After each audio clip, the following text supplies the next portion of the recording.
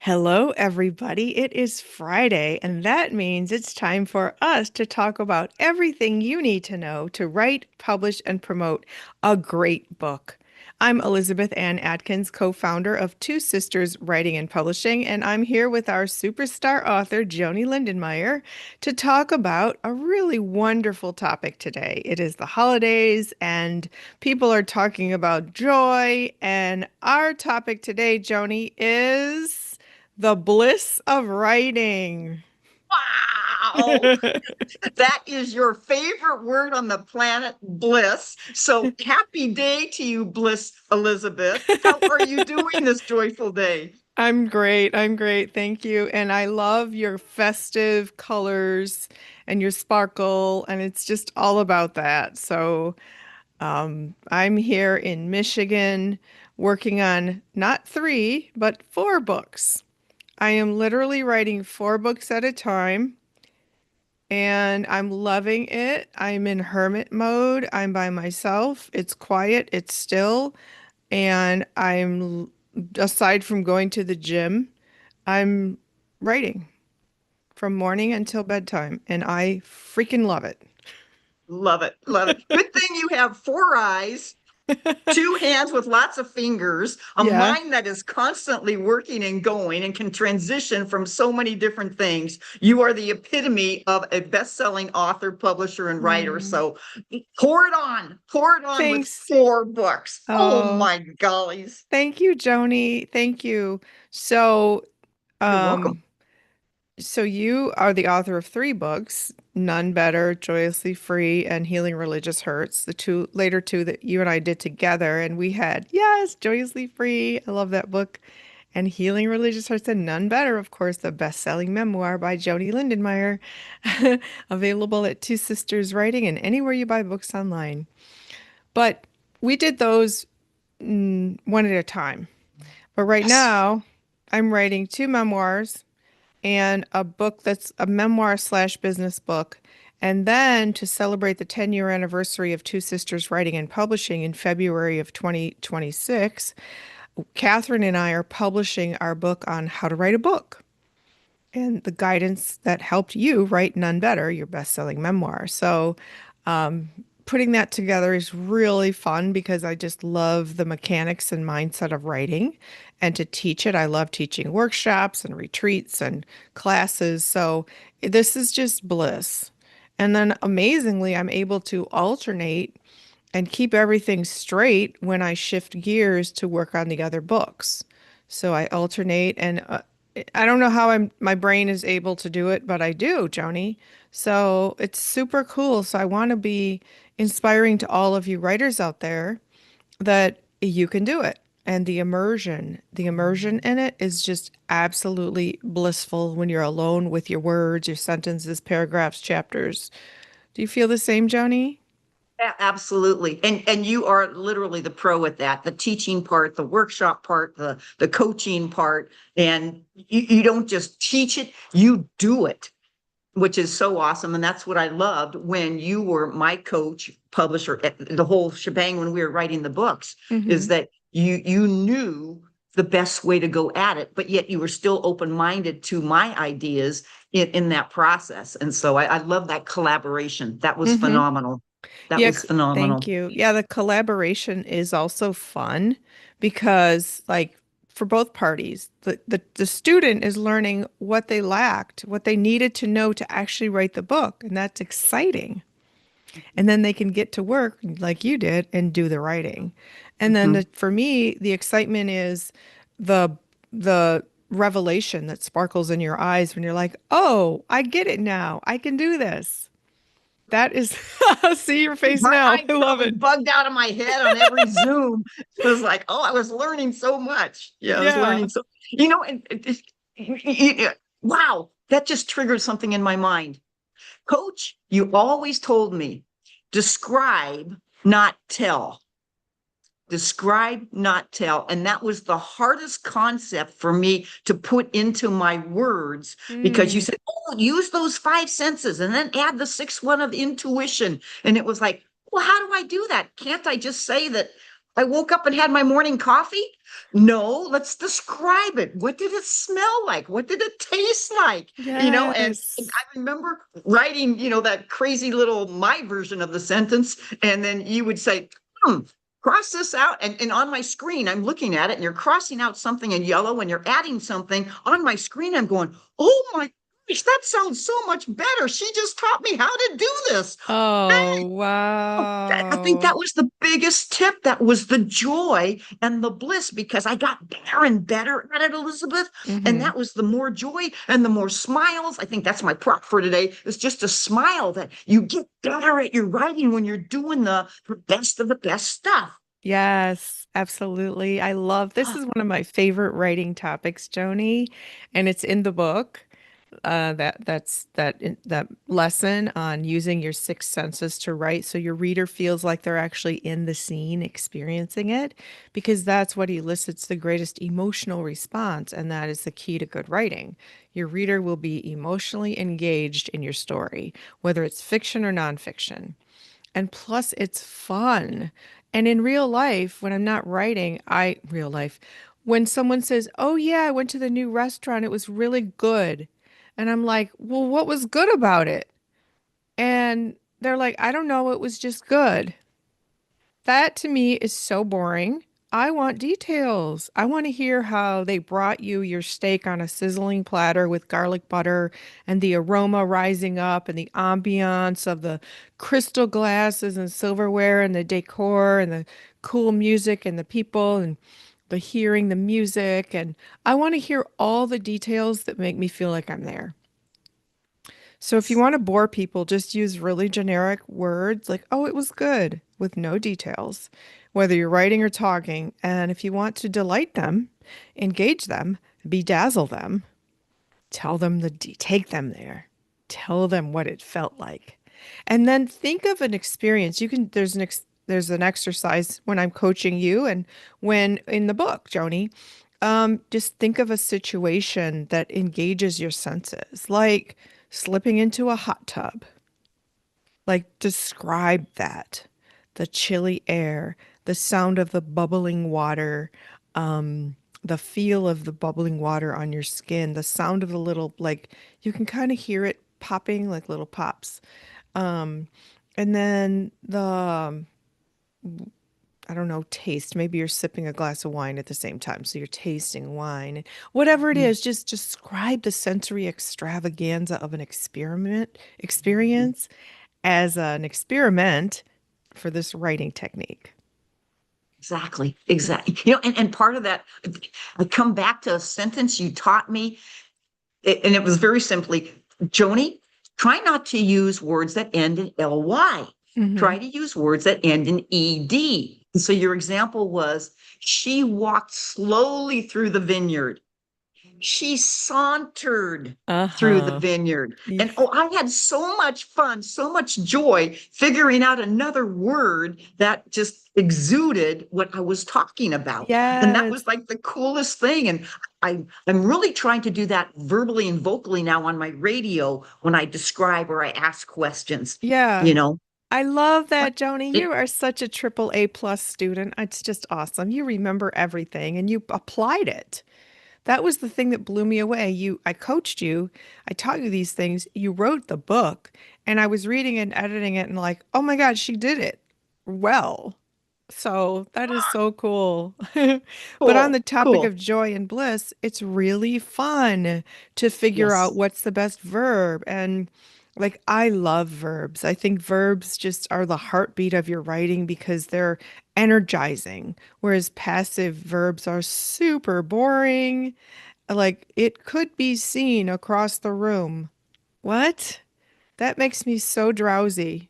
So I want a verb like it sparkled or glittered or, something Jazzed. flashed. Yeah, yeah, yeah. Like that is adds texture, variety, and then there's really cool words like pizzazz and Hmm. just words Hmm. that look cool with Z's and X's and sound cool when you say them. And it really makes the reading experience more fun, better texture. And your words, Joni, are competing with the sensory extravaganza of our phones. Mhm. Video, color, movement. Oh, it's very passive. You just sit and listen or watch. Whereas reading takes work. So your Mhm. work Mhm. has to sparkle. Your writing Mhm. has to jump up off the page and dance for the reader. Mhm. And you Mhm. do that when you feel joyous writing so that that energy is in the words and it's like, Right, right, right. My mind was just going crazy there for a minute. When you do the meditations on Wednesday, and everybody, you can do those, get a hold of Elizabeth or have her send you the link because she does this incredible meditation on Wednesdays, 5 o'clock Pacific, 6, 7, 8 o'clock Eastern time. But your words describing the meditation are phenomenal. It's like reading your pizzazzy books. They oh, are so descriptive that you mhm, are in the scene, you are mm, in the moment, you are feeling, seeing, touching, smelling, everything going on in that sensory world. I love mm. how you do that. And that's the thing of great storytellers, isn't it? Oh, yeah, absolutely, Joni. Mm-hmm, mm-hmm, Absolutely. Yeah, mm-hmm. it's in fact, I'm going to include a meditation for writers in this book because Ooh, clearing out the good. noise in our heads can actually lead to the joy of writing, the bliss of writing. Because when you're thinking about, oh my God, what is so and so going to think? And oh, they're going to be so mad if I write this. And oh, I'm going to be so embarrassed if so and so reads this. Or, what will my coworkers think? And oh my gosh, my friends.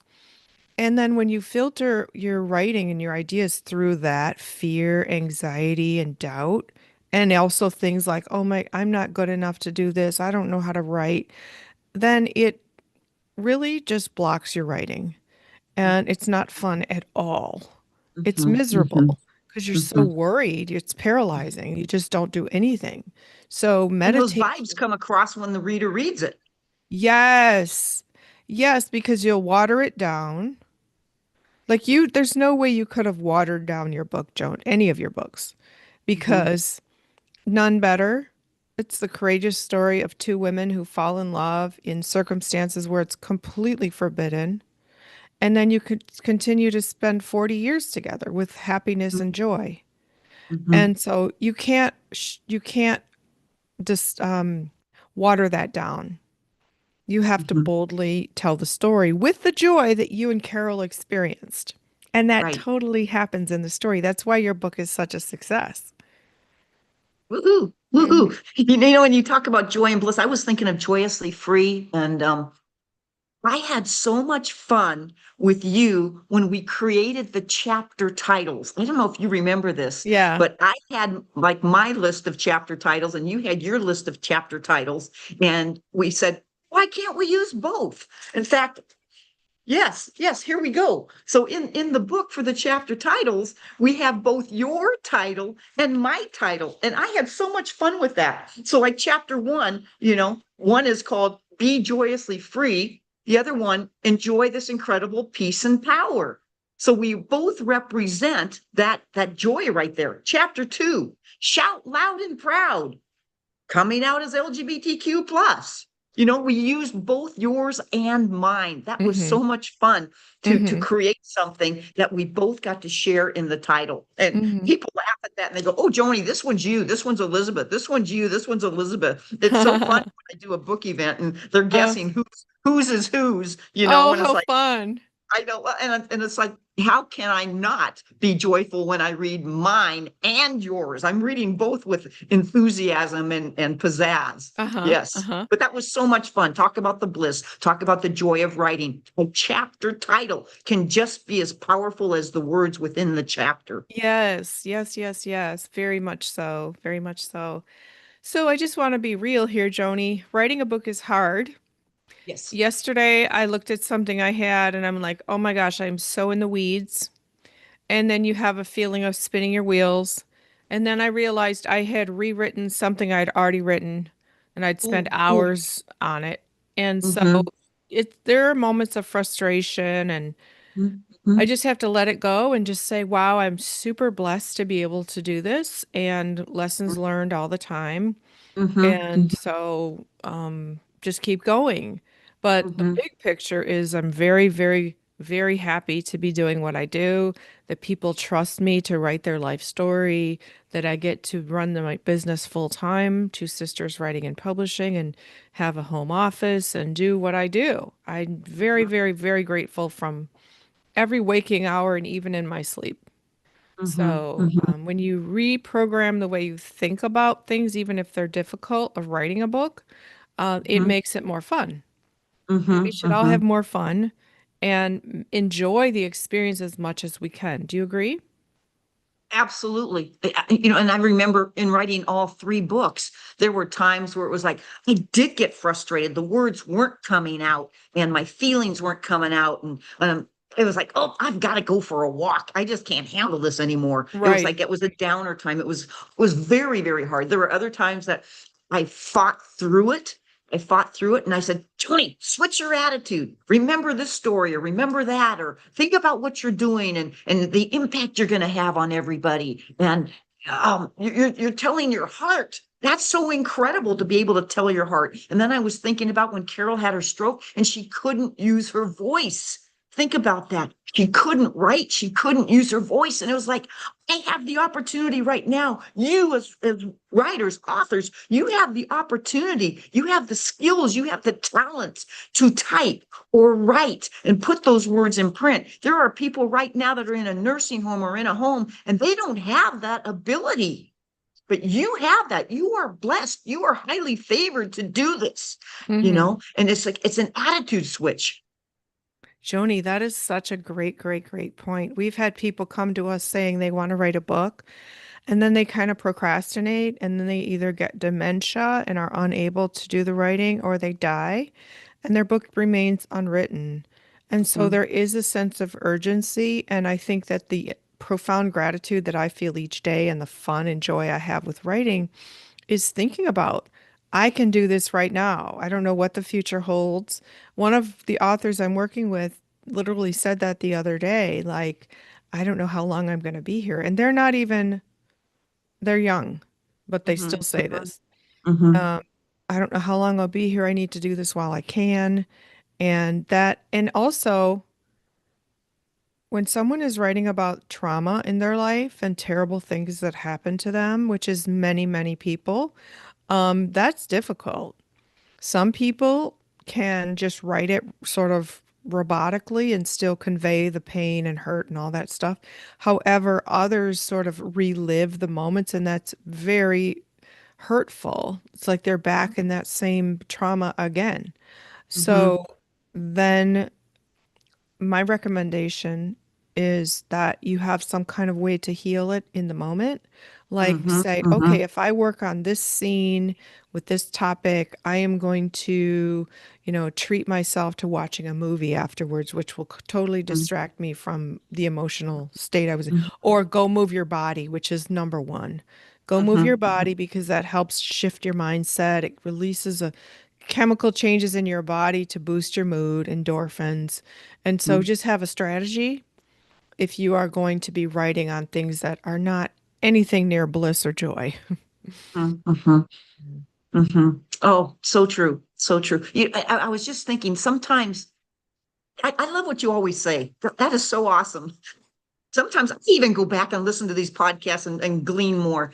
I was thinking, uh-oh, brain fart. Oh, weakness.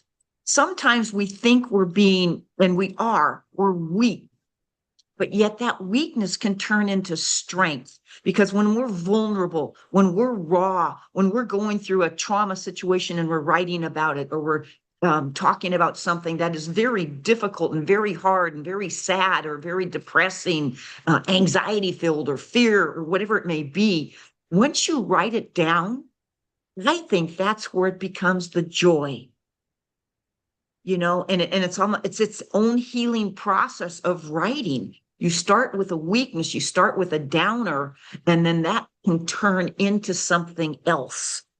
Yeah. Would you like to comment on that, please? Yeah, it's healing when you write about something that, as you said, is a downer, Because if you look like, oh my God, this thing happened to me, but look at me now, I made it through, I healed, I triumphed over it. Yes. So writing can be a mirror into yourself, your life, your accomplishments, and it can boost your confidence and affirm that you are a powerhouse, that you can persevere, that you're resilient, that you can make it, that you can make really sweet lemonade out of lemons. Yes. Yes. So yeah, I love that, Joni. There's so many benefits to writing. I tell Mm-hmm. everybody you should write your life story Mm-hmm. Mm-hmm. because you're going to chronicle your story in your words, whether you publish it or not. You give it to your loved ones, they can cherish it forever. If you do publish it, it can help people, entertain people, give them instruction, inspiration. The list of writing up the benefits is just endless, and I say go for it. Mm-hmm. Mm-hmm. I agree. I agree. Asked me 5 years ago and I wouldn't have a clue of what you're talking about, but Ah, now that I've accomplished and we've accomplished and things are on a different spectrum, I guess, hmm I can feel that and I know that. And I'm going to continue to recommend people get a hold of you and or Catherine or both of you. I love making referrals. I feel like I wear a placard board and sometimes I'm on a street corner just saying, Elizabeth and Catherine at twosisterswriting.com.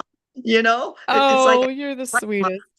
I'm just doing this poster dance for you or something because if Oh. I can glean so much from the writings I have done and how my life has turned into more joy than I could have hmm ever imagined, other hmm people can feel and experience the same thing. Oh, I love that, Joni. I love Yes. it.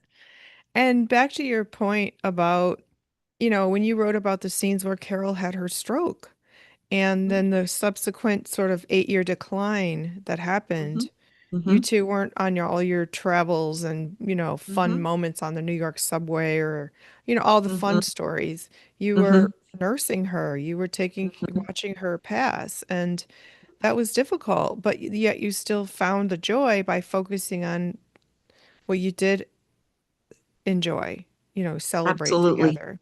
Hmm Absolutely. And small little miracles along the journey every single day. The hmm small little things that really make a difference. hmm Hmm. hmm Hmm. Yeah. For sure. So, our message to all of you writers out there is find the joy in your writing, the actual act of it, the fact that you made time to do it. You're finally making it happen after years potentially of talking about it, procrastinating, being too scared. Finally, taking action is exciting unto itself. And then making a plan on how to actually finish the book, publish it, promote it, get it into the hands and hearts of people who need it. I mean, the whole journey is so exhilarating, so exciting, and it's never ending because look at you, Joni. Your book writing endeavors resulted in you having a radio program.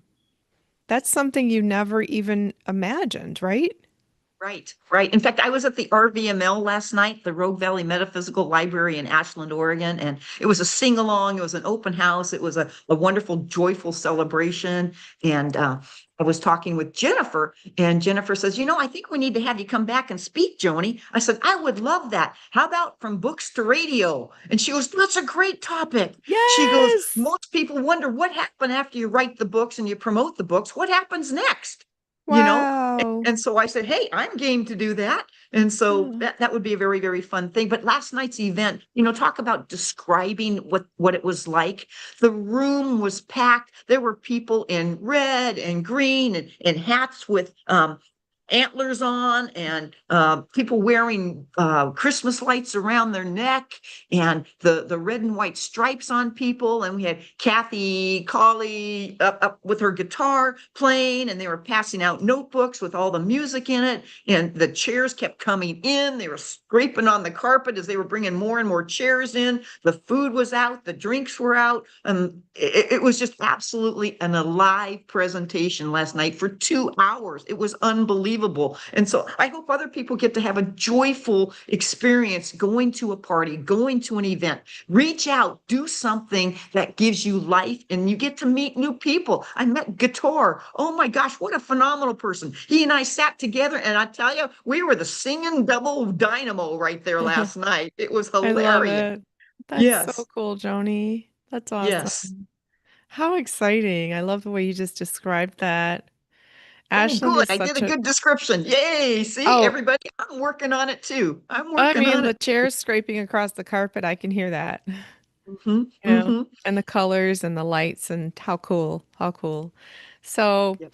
all of you writers out there, we hope during the holiday season when people are talking about joy, that you can apply that idea to writing because sitting here writing 4 books in my hermit mode, I am blissing out from morning until bedtime, and I can't wait to get up and start over the next day. That's like that.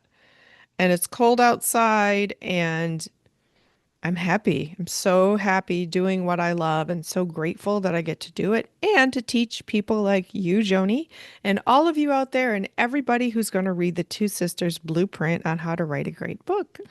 There you go.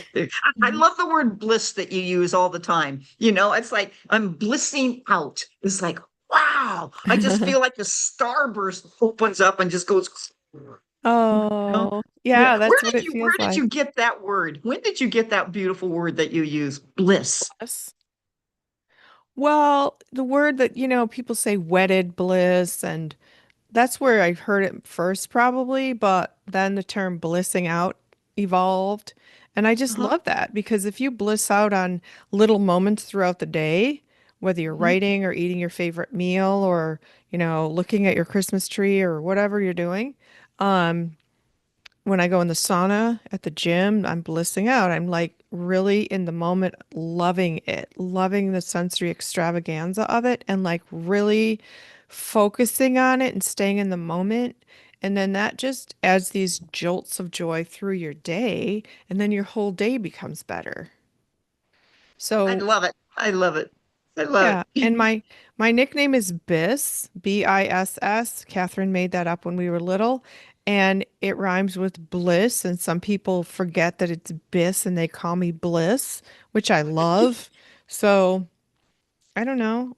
The I world think I is did so that this gloomy. morning on a text to you. I think I wrote You bliss instead of did, you oh did. That my was gosh. I was going, awesome. oh well, it already sent. Yeah, yeah, I love it.